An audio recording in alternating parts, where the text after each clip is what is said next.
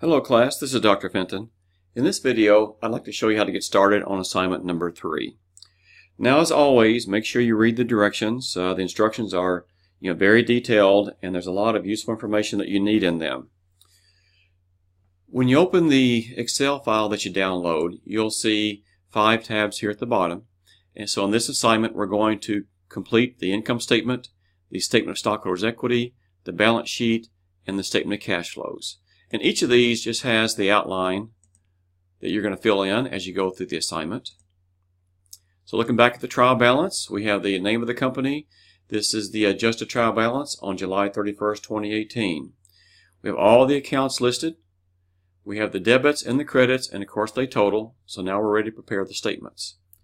In the instructions though, when you go to the income statement, it says first put the company name here at the top. To do this, you'll make sure you're clicked on this cell, hit the equal sign, go back to trial balance, and get the company name. Click there, hit enter. Then the instructions tell you to merge and center the name here. So you're going to take this and merge over columns A and B, hit this function, and there the name is centered. The next step is to enter the account names for your revenues and then your expenses. And just like the instructions say, make sure you keep the account titles in the order in which they appear in the adjusted trial balance. So for example, we need to put the first revenue account listed here.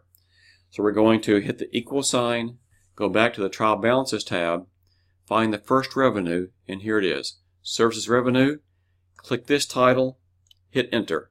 It brings the name over. I'm going to hit the equal sign again, the tab, and the second revenue is here. Hit enter, and there's the account name showing up.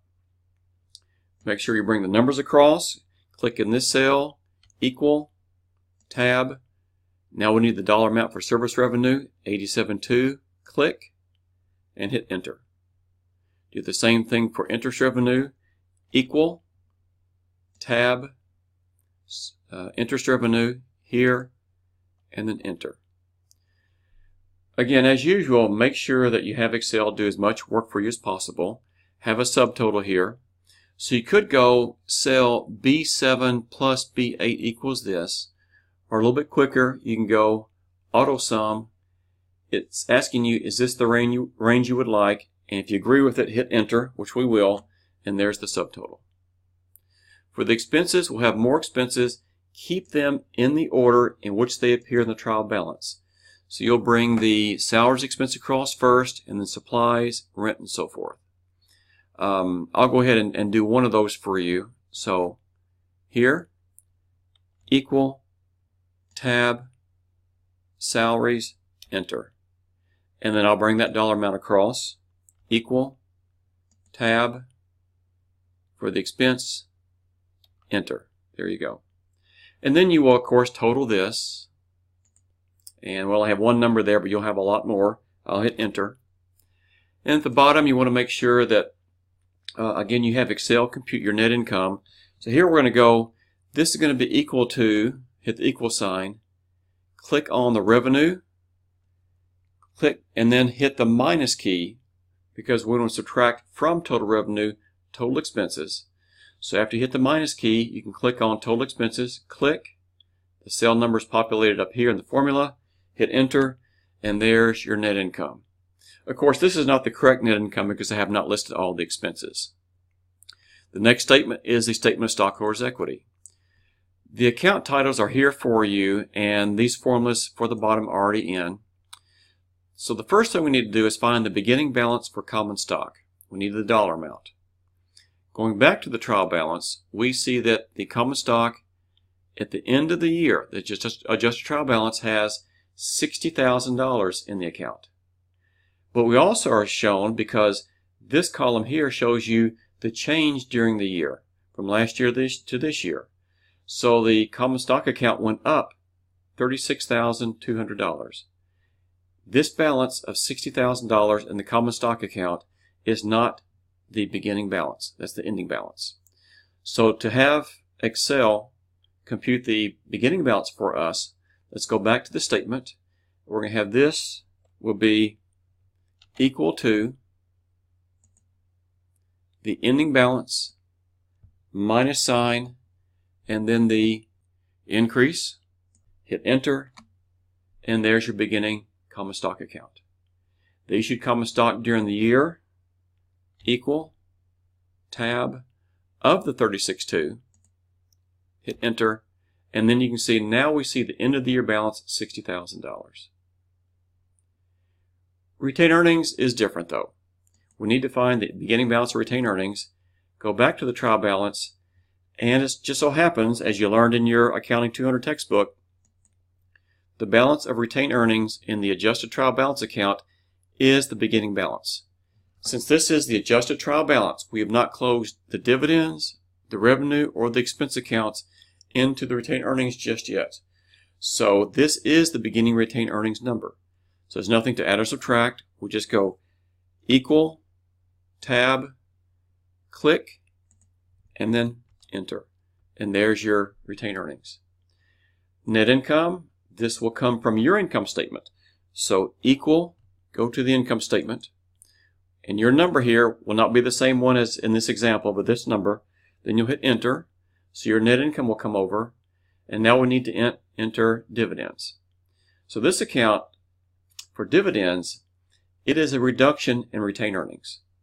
Net income increases retained earnings, dividends will decrease it. So we need to put this in here as a negative number. So let's hit the minus key, minus, go to the trial balance, pick up the dividends, and then hit enter, and that drops the number in for the dividends as a negative number. And then our retained earnings, now we can see the end of the year balance of $50,900. Here you can bring the totals across. You can go B7 plus C7 equals this, or just do an auto sum. Here, is this the range you want? Yes, it is. Click here, grab that formula, bring it down, and grab this formula, bring it down, and there it is. Oh, one more thing, make sure you get the company name up here, entered and merged and centered. The balance sheet, company name needs to be entered, merged, and centered over these columns. Now the outline of the balance sheet is given to us, and again, just like the instructions say, make sure you enter the account names in here and their dollar amounts in the order in which they are in the adjusted trial balance. So to show you the first one here, this will be equal to cash, enter, the cash amount, equal, tab, and then the cash dollar amount right here. And there you go. Do the same thing when you get here. Make sure you subtotal these down to here. List your long-term assets. Make sure you put your accumulated depreciation in here as a negative number. Get the subtotal, and then make sure Excel calculates your total assets by taking this cell plus this cell will be this total. Do the same thing over here, and you'll have your balance sheet completed. Statement of cash flows, a little bit different here. Again, the company name merged over these two cells. Make sure you review Chapter 11 to see what a cash flow statement looks like. You will notice that in the instructions, the written instructions, it will give you a list of account titles that you need, and you need to enter those in the correct order along this statement. So if you look at Chapter 11, you'll see that net income is always listed first. You enter that. And you'll pull it from the income statement. Here. Equal. Tab. Here. Enter. And then these others, again, look at Chapter 11, find out what goes next, follow that order, and then list the changes here. Going back to the trial balance, this represents, again, the change from last year to these numbers in each of these accounts. So our cash account went up $30,006. Accounts receivable went down $6,650. So now it's up to you to use these numbers, these changes, and fill out the rest of the cash flow statement in this area. Then look for your investing activity area, put the change, put the subtotal here. Do the same thing with financing. And then when you get down to this portion, you'll need to figure out the beginning cash balance for the year. Remember, back in the trial balance, in this adjusted trial balance, this is the ending balance in cash, and cash went up to this amount went up $30,600 from last year. So if you want to find back here the beginning cash balance, then put equal this amount minus, click here, hit enter, and there's your beginning cash balance. So fill out the rest of this. Again, in each of these totals and subtotals, have Excel do all the calculations for you. So that's it. Good luck with this assignment, and I'll see you online.